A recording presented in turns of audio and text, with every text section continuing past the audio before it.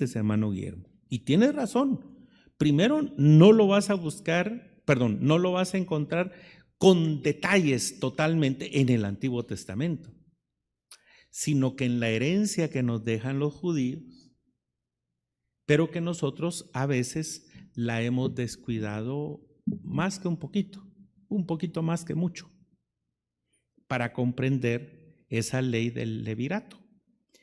Por ejemplo, lo que te decía, un pariente del mismo nivel de Booz o Boaz se podía excluir, no así un hermano. Aquí el caso es simpático, casuístico en tu lenguaje. ¿Por qué razón? Porque también el hermano, ahora el lenguaje mío, es casuístico. ¿Por qué razón? Porque el hermano también se palmó.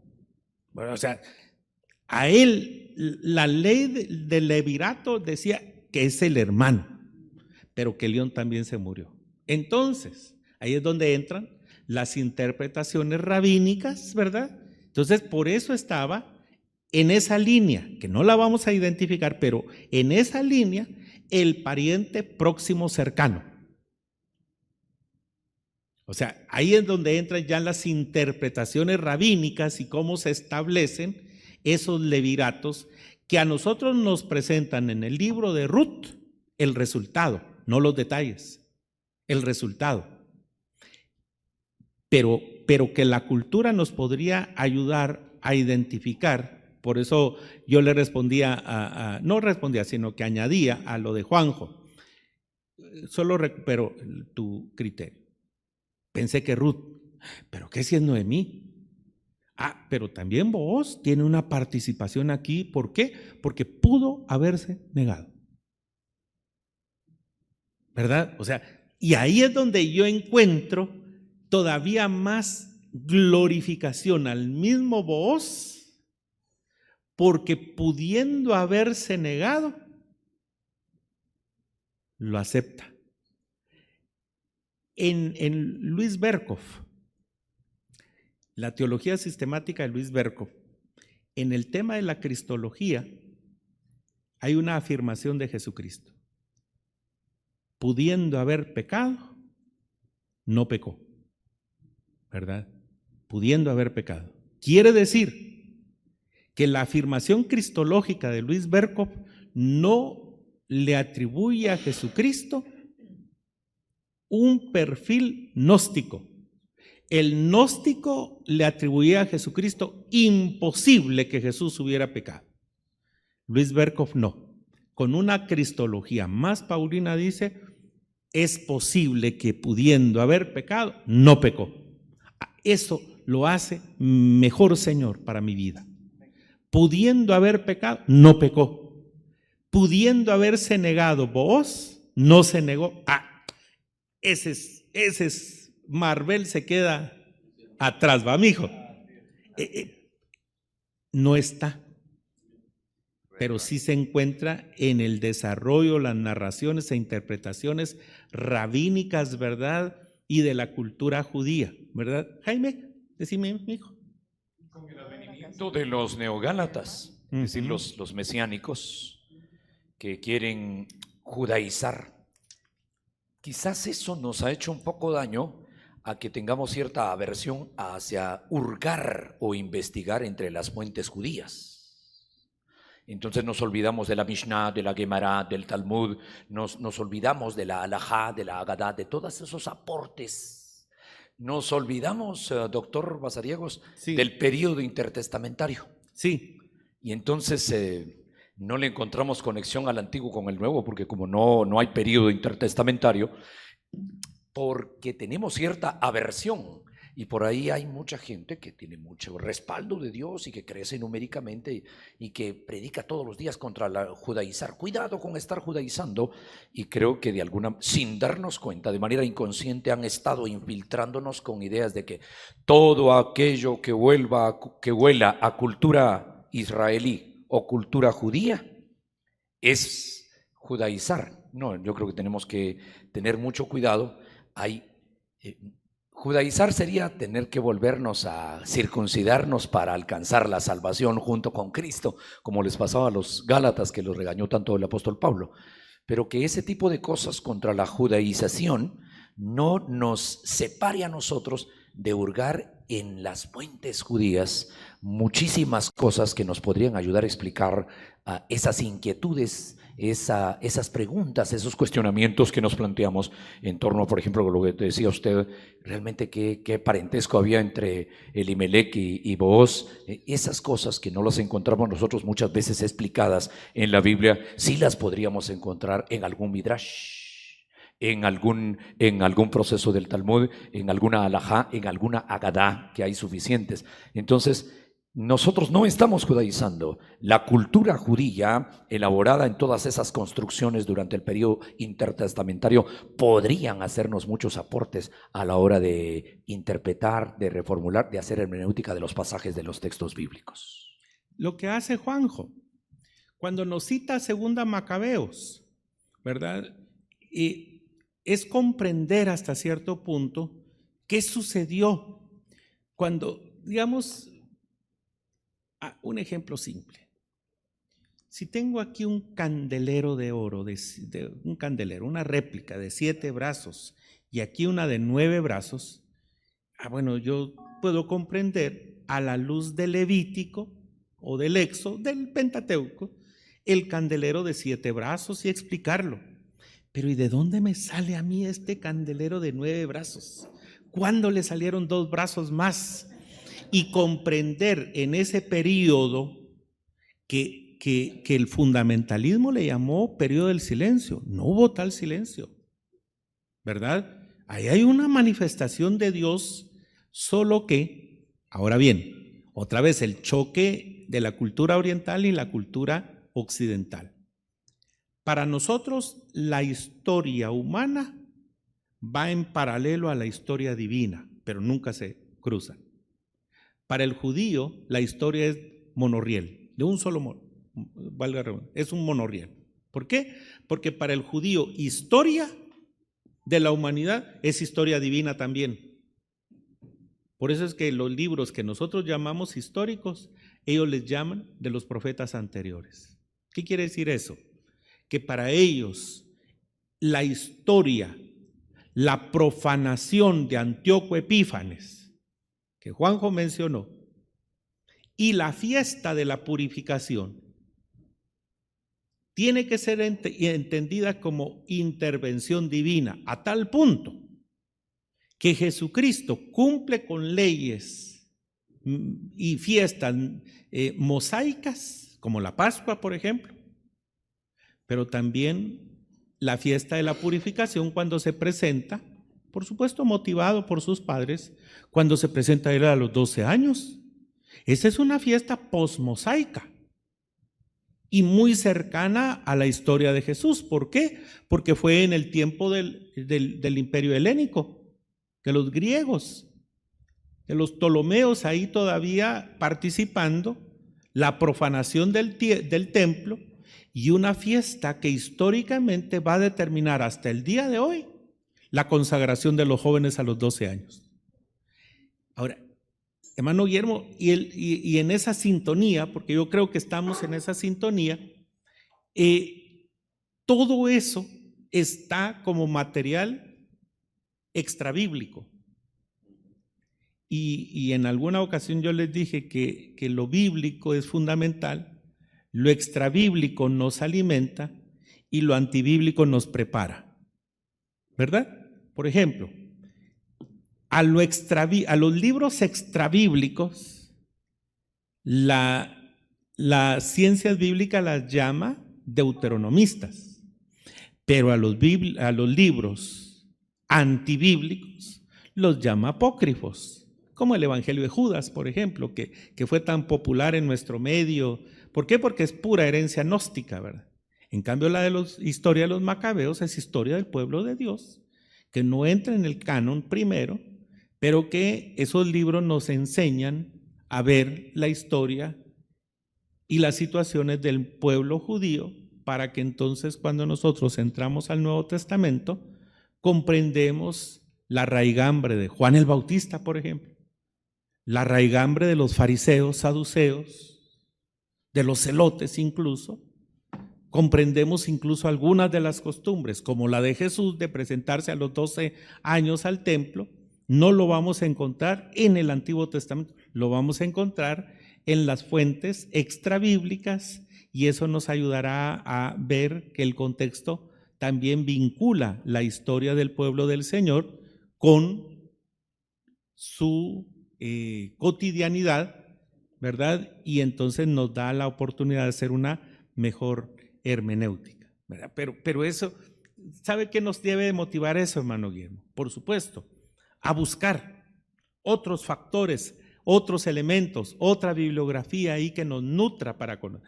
Ese libro que les digo, de usos y costumbres, habla acerca del tipo de casa, de muebles. Si se dan cuenta ustedes, ¿qué manda? Sí, exactamente.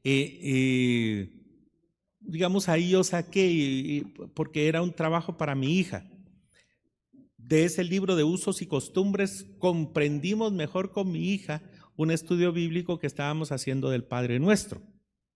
Y que yo levemente les comenté que en el tiempo de Jesús, el sueldo que le daban a los trabajadores era sueldo de día. Y a veces les pagaban con trozos de sal. Entonces, por eso es de donde viene la palabra salario. Cuando podían entonces recibir su sueldo de día, se iban a comprar el trigo o la cebada. Del trigo salía el pan blanco para las familias más pudientes, y de la cebada salía el pan negro. Y muchas veces, la gente de escasos recursos amasaba la cebada, de la cual hacía pan para el día siguiente. Cuando se ora el pan nuestro de cada día, se refiere precisamente a gente que está esperando que hoy a las 6 de la tarde le paguen, llevar ese dinerito para que se pueda comprar cebada y a la mañana siguiente poder hacer el pan.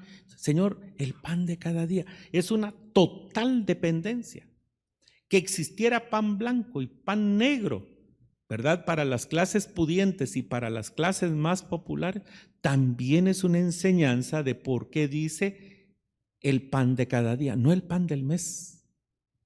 Yo no lo comprendo porque a mí me pagan por mes, pero si me pagaran por día, diluido mi sueldo cada mañana, entonces comprendería mejor el pan de cada día. Dánoslo hoy, Señor. Entonces, esa oración es tremendamente bella para las personas que necesitamos depender día a día del Señor, ¿verdad? Bueno, ¿alguna duda o pregunta hasta aquí? Sí, dale. Con el tema que estaba tocando nuestro hermano Willy, es en relación al otro Goel. Sí. El otro pariente redentor. Sí, perdón. Siempre me ha llamado la atención esta figura, porque automáticamente yo veo a Boaz como Jesucristo, el pariente redentor. Sí. Y entonces esto es algo natural en mi vida, no estoy diciendo que así sea, sino que yo lo veo y automáticamente hago la unión. Y entonces digo, ¿y entonces quién es el otro Goel que no nos quiso rescatar? Y entonces en esa investigación he oído varias versiones. Sí, pues. Uno Adán, otro Satanás. Y entonces digo, no, Satanás no puede ser, porque si no estaríamos poniendo a Satanás al nivel de Jesucristo y no me cuadra. Pero ¿hay algún tema relacionado ahí? No, porque la parábola, digamos, no lo contempla. Digamos, en una regla hermenéutica general, los detalles que el texto no interpreta no nos interesan, ¿verdad? En la cultura, el que no quiso redimir a Ruth no era ni bueno ni malo. ¿Por qué? Porque su opción era engendrar o no engendrar, hacerlo o no hacerlo. ¿Sabes quién hubiera sido malo si no lo hace? El hermano, si estuviera vivo. porque la ley ahí sí era taxativa, pero como también se murió, entonces la línea, que era lo que trataba yo de responder, la línea con Booz era, él no hubiera sido bueno ni malo, sino que sencillamente dice, está bien, con mucho gusto.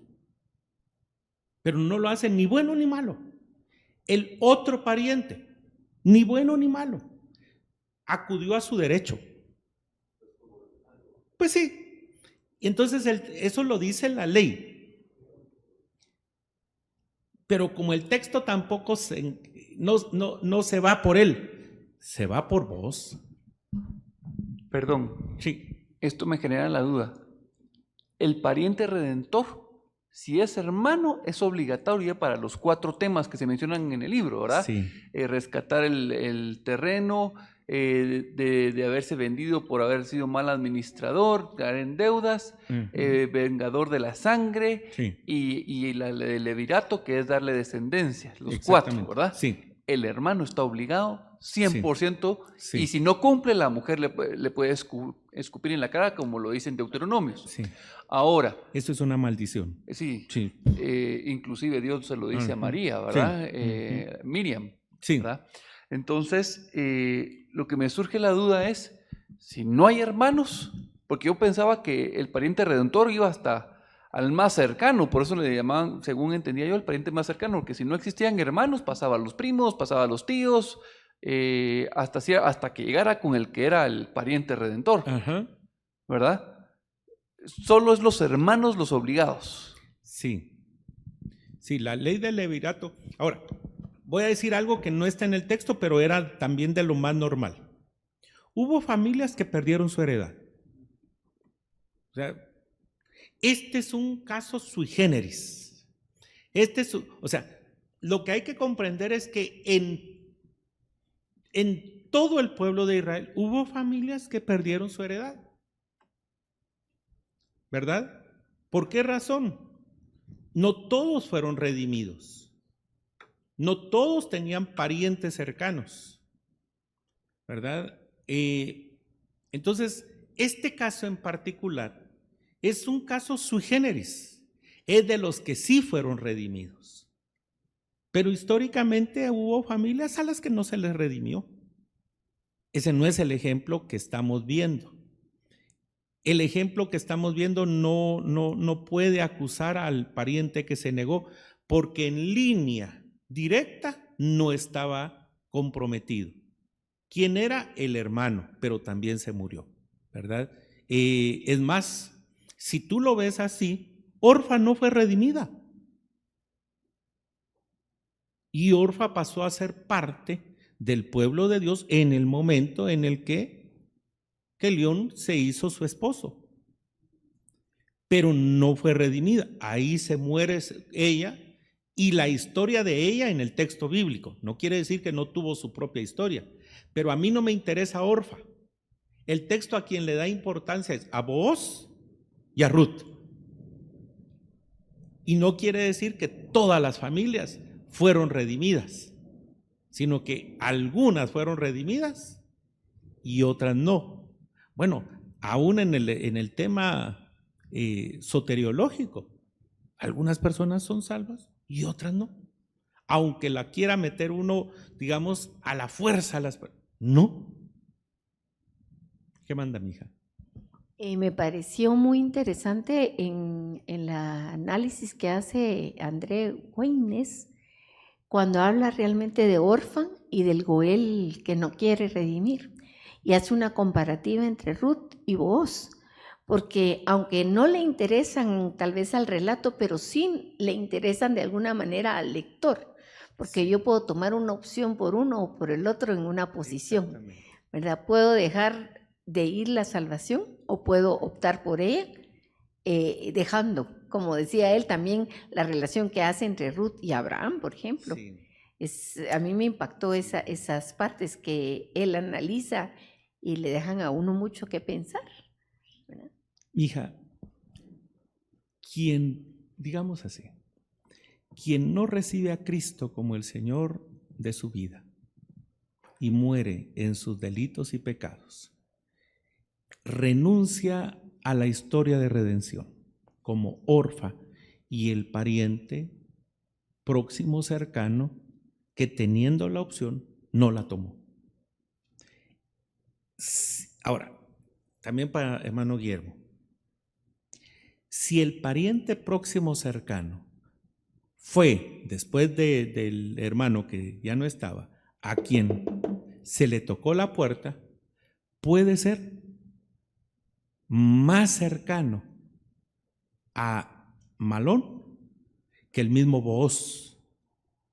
Pareciera ser entre Malón, el primer pariente cercano, y el segundo, que es Booz, más cercano, y pierde la oportunidad de la historia de la redención porque queda incluso hasta en el anonimato.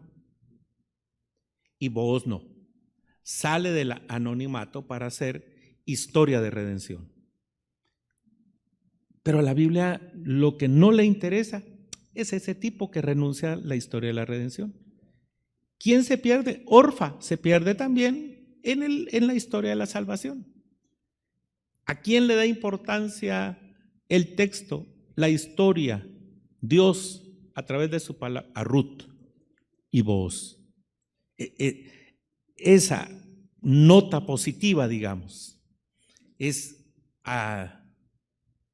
halagüeña, ¿verdad? Es esperanzadora, ¿verdad? Porque después la historia va a hablar de Ruth y de Booz, no de Orfa, ¿verdad? Va a ser hasta ejemplo negativo, digamos, ¿verdad? Es interesante eso que está diciendo, doctor, porque en teoría había un redentor para las dos, porque estaba el anónimo Goel y estaba Booz, uno para cada uno. Sí. Orfa renuncia a una esperanza que se le hubiera hecho concedida, sí, si emigra. Son datos, ¿verdad? Sí. Que no están escritos ahí, pero ya habiendo dos, Sí. podríamos decir que hubiera podido ella misma ser redimida. Sí. En la sociología, digamos, del pueblo de Israel, también había aquí un porcentaje de tierra para la descendencia de Orfa, y que a la postre la bendición completa va a ser para el hijo de Ruth y de Booz. ¿Por qué? Porque Noemí hereda. Lo que no quiso comprar Booz es la herencia de Noemí para su nieto en su totalidad. Y digámoslo, si lo puedo, como tú dices, es que es como imposible quitarse los lentes cristianos para interpretar el texto, pero para nosotros es lo que dice en griego pleroma, ¿verdad? La plenitud de la herencia en Cristo Jesús es para nosotros. ¿Para qué le voy a pelear yo a Dios? Señor, ¿y por qué a aquel no le das? Mi hijo, porque no quiso, porque le abrí mi puerta y no quiso. ¿Para qué me voy a ir al cielo yo peleando por los que no se quisieron ir al cielo? Si cuando ellos tuvieron la oportunidad también de escuchar el mensaje de salvación, ¿verdad? Digámoslo con esos ojos piadosos o cristianos, ¿verdad? Sí, mi hijo Juanjo, y después hermano Guillermo. Y lo que estaba diciendo ahorita hace unos minutos en relación al Redentor que renunció a esa obligación, no es obligación, a redimir, esa invitación a poder privilegio. redimir, es un privilegio. Sí, es un privilegio. Viene siendo como lo que, Dios mío, no estoy seguro si es en Santiago que lo dice, que si no hacemos sabiendo lo que es bueno,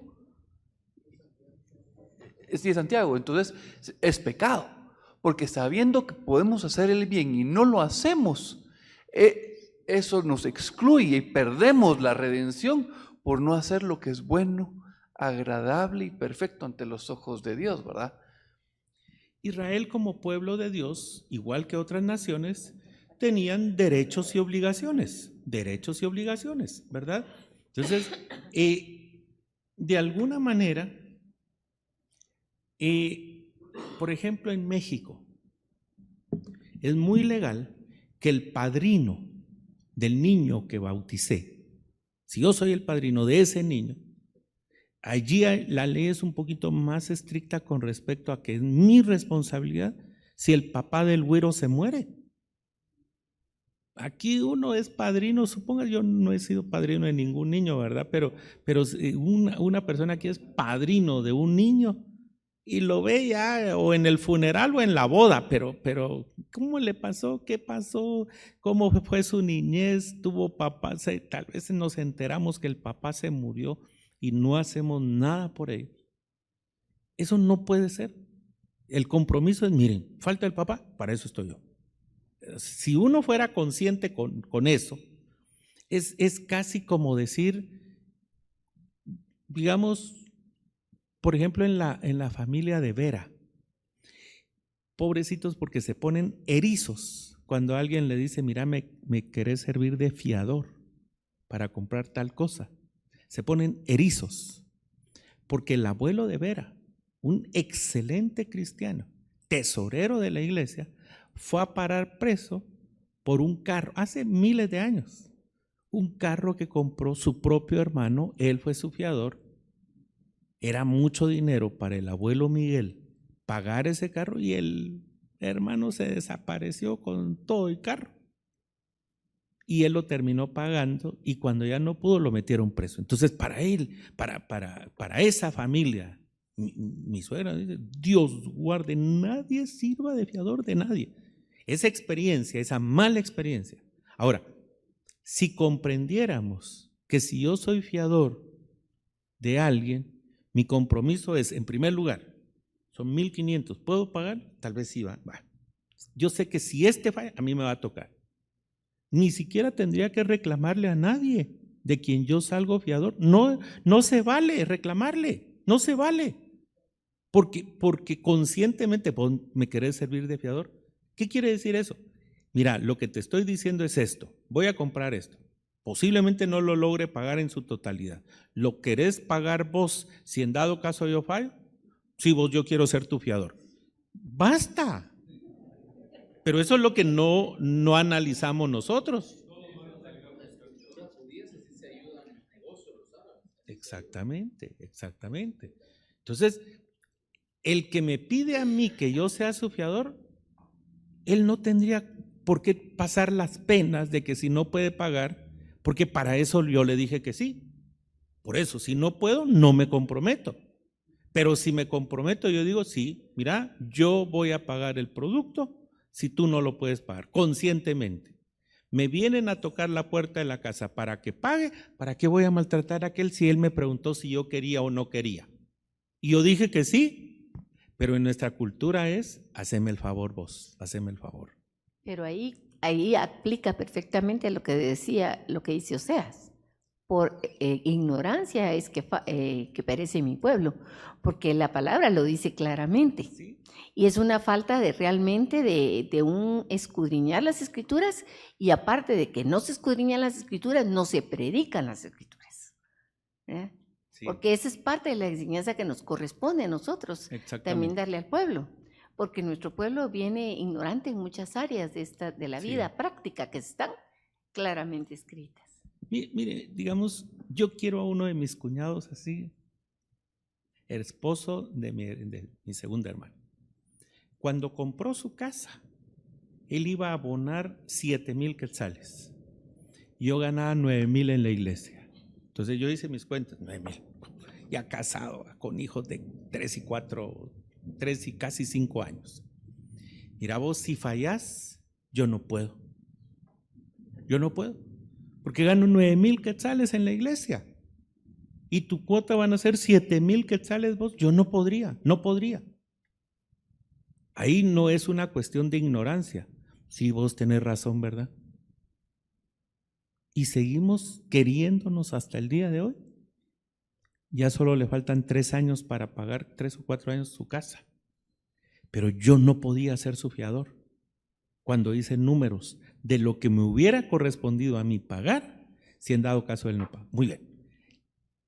La ley del levirato era, tú eres su hermano, tú debes de cumplir. Tú eres su pariente cercano, en ti queda la opción. No es bueno y malo, es su opción, ¿verdad? Por eso es que es mucho más admirable con vos, porque optó. Exactamente. La ley hasta ese punto ya no lo obligaba a él, pero a ti como su hermano sí.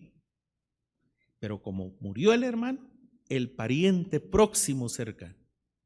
Dijo, y si ustedes ven desde una perspectiva más cristológica, a mí no me interesa quién no murió en la cruz del Calvario, me interesa quién sí murió en la cruz del Calvario, que es precisamente nuestro fiador. Él es el que cumple en la cruz del Calvario el papel de fiador, el que me... Y además porque, ¿quién irá por nosotros? Heme aquí, envíame a mí. O sea, si yo uno eso es lo que le da sentido y valor precisamente al sacrificio de Cristo Jesús. No fue la ley que lo obligó, sino que fue su amor por nosotros, sabiendo que nosotros ni siquiera, aún muriendo Él, nos iba a retribuir en algún, o le íbamos a retribuir, perdón, en algún grado el tremendo sacrificio en la cruz del Calvario que hizo por nosotros, ¿verdad? ¿Qué manda, mijo? Algo que me llamó la atención es la interpretación que se le da. Bueno, después de leer el libro me doy cuenta que no es una interpretación, sino que el autor tiene un vasto conocimiento de la escritura en el idioma original y redacta que Boaz, cuando ve a Moab, no pregunta por quién es ella, sino pregunta de quién es ella. Ajá. Eso me pareció muy interesante. Y que sabiendo ya él quién era, él tenía el poder para extender esa redención. Pero él espera a que nazca. Esas son bonitas palabras, mijo. Y eso es ponerle sentido, digamos, en la forma que gramaticalmente podemos ver los textos, tanto de la Biblia como del material que leemos y escudriñamos, ¿verdad? Del material. Ya, no sé. Pobrecito mi muchachito, le doy más dolores de cabeza que... Pues sí, mijo, termina. Sí, voy a terminar. El tema es cómo Boaz espera a que surja una necesidad de parte de Ruth, pidiéndole que sea él su redentor. Y Ajá. parte de la lectura también describía cómo es que él tenía todo el poder, como él era el amo, él podía en cualquier momento decir, se me da, y todos tendrían que rendir pleitesía porque él era, Sí. ¿verdad? Pero él dice, si él era el amo, entonces no iba a haber una respuesta natural de afecto y de deseo. Y por eso es que cuando Boaz se despierta, dice, bienaventurada eres, bendita tú, porque tomaste una decisión, tú tomaste esa decisión por mí. Sí. Entonces, el entender la naturaleza de respuesta de amor que Dios espera que nosotros tengamos, sabiendo que Él es nuestro Redentor, y aceptar y decir, tú eres nuestro Goel. Sí, sí. Digamos, a mí sí me caló profundo el tema de la depravación total, como una de las 5 solas de la Reforma. Porque con el tema de la depravación total, no tengo absolutamente nada que valga la pena para que Jesús hiciera el sacrificio en la cruz del Calvario. No tengo nada. Yo no tengo nada positivo. Por supuesto, me refiero a que no tenía nada. Hoy valgo la sangre de Cristo. Pero digamos en el mérito, no tenía absolutamente nada, ni las tierras posiblemente de Noemí, a las que renuncia. Miren, bonita, fea, Ruth. No, la tradición nos la ha puesto bonita. Pues, ¿qué sabemos nosotros? No dice que era bonita o feíta. Posiblemente Booz, con toda la plata que tenía, podía optar y optó a una familia estable. No dice nada de eso. Lo que sí podemos interpretar cristológicamente es que la iglesia no tenía absolutamente nada atractivo para que el Señor se fijara en mí, sino que fue solamente su manto de gracia sobre mí y su amor por mí, ¿verdad? Pero eso me da más como motivo de adoración, ¿verdad? Que de orgullo, ¿verdad? Pues sí, sí. Entonces, Vamos a parar ahorita en 5 minutos solo para decir esto, por lo menos en esta etapa. Si ustedes se dan cuenta, digamos, si podemos hacer una reflexión, la mayor parte de contribuciones que hemos hecho es centrarnos en la narrativa. Si ustedes se dan cuenta, lo que hemos hecho es comentar, narrar, entender, comprender que no es una historia con todos sus detalles, es una historiografía. Si ustedes definen la palabra historiografía, lo que nosotros hacemos aquí es hacer pinturas, ¿verdad? Esta es una forma gráfica de comprender la ley del Señor, ¿verdad? Por ejemplo, esta iglesia, este templo tiene la característica de tener una historiografía allá atrás, mire, ¿verdad? Y se las pueden explicar los hermanos Pulido. Esa es historiografía, ¿verdad? Recuérdense ustedes que la iglesia ha tenido etapas iconográficas. Si ustedes se dan cuenta, incluso nuestros sacramentos son iconográficos. ¿Por qué para la comunión una copa de vino, jugo de uva, Welch, lo que sea? ¿Por qué? Es iconografía. Un pan redondito, cuadradito, una hojuela. ¿Por qué seguimos nosotros con la tradición de un panito? Es iconografía. Son medios gráficos de gracia. Así es la iglesia. Una de nuestras hermanas saca ahí una aberración de la homosexualidad. Una oveja de multicolor, ¿verdad? Que representa, muy bien, esa es iconografía. El pleito entre algunos evangélicos y los movimientos gay, el arco iris es una iconografía del pacto de Dios. Ellos lo quisieron poner como una iconografía de inclusión sexual en la sociedad en la que nosotros pertenecemos. Si se sale aquí un pastor y ovejas, eso es iconografía. La cruz es iconografía. El tabernáculo es iconografía. Y Ruth lo que representa es toda una historiografía, porque las imágenes que nos presentan son formas gráficas de cómo interpretamos la historia de la redención y la aplicación de la ley de Jehová, que es buena y perfecta. Por eso es que no es una historia per se, con lujo de detalles. Es una forma gráfica de presentar la aplicación de la ley en la cotidianidad de una familia que tuvo crisis y que Dios redimió. Eso es lo bonito, digamos, de la historiografía. Job no es una historia, es una historiografía. ¿Cuándo surgió la historiografía de Job? En época de los patriarcas. ¿Por qué? Porque Abraham puede ser una historia, pero Job es una historiografía. No se convierte en un patriarca genealógico, pero se convierte en un ejemplo de patriarca de cómo se vive la fe a través de un hombre llamado por Dios. O sea, esa separación o esa división, podemos nosotros hacer historia del pueblo de Dios en relación a la tierra prometida y la conquista.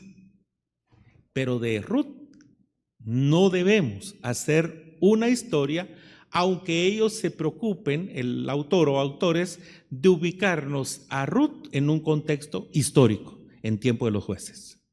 Sucedió esta historia. Pero esta historia, más que matices y detalles, tendrá temas teológicos que queremos resaltar, dice el autor o los autores. No se concentren en los detalles, sino en los grandes temas teológicos que aparecen en esta narración. Y principalmente cuando esa narración se convierte en requisito litúrgico para ciertas celebraciones como el día que se celebraban las cosechas, o que en griego se llegó a conocer esa fiesta como el Pentecostés. Eso es lo lindo de la lectura narrativa de Ruth, ¿verdad? ¿Qué manda, hermano Guillermo? Dime, mijo. Volviendo un poco a lo que era el levirato, como era una ley, ¿verdad? Me llama mucho la atención, fíjese, hermano Fernando, en cuanto al derecho nuestro, ¿verdad?, que nos rige. El derecho también da una cierta libertad a todos los individuos o personas jurídicas capaces de también ejercer sus propios derechos.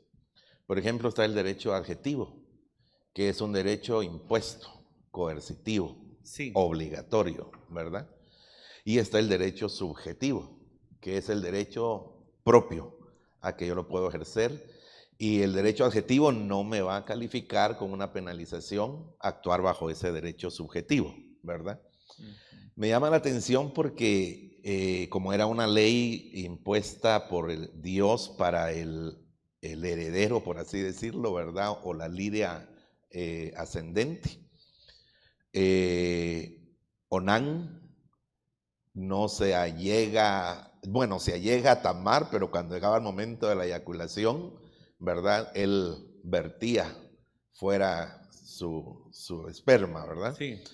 Pero luego viene y dice que fue desagradable esta acción delante de los ojos de Dios y por eso también Dios le quitó la vida. Sí. En el caso, digamos, de Boaz, él sí hace uso, aunque no es un derecho adjetivo ni, digamos, obligatorio, pero él hace uso por su buen corazón, qué sé yo, por su temor a Dios o todo lo que pueda influir en cuanto a su derecho subjetivo. Sí. Y esto es agradable también delante de Dios para que venga el linaje de nuestro Salvador, ¿verdad?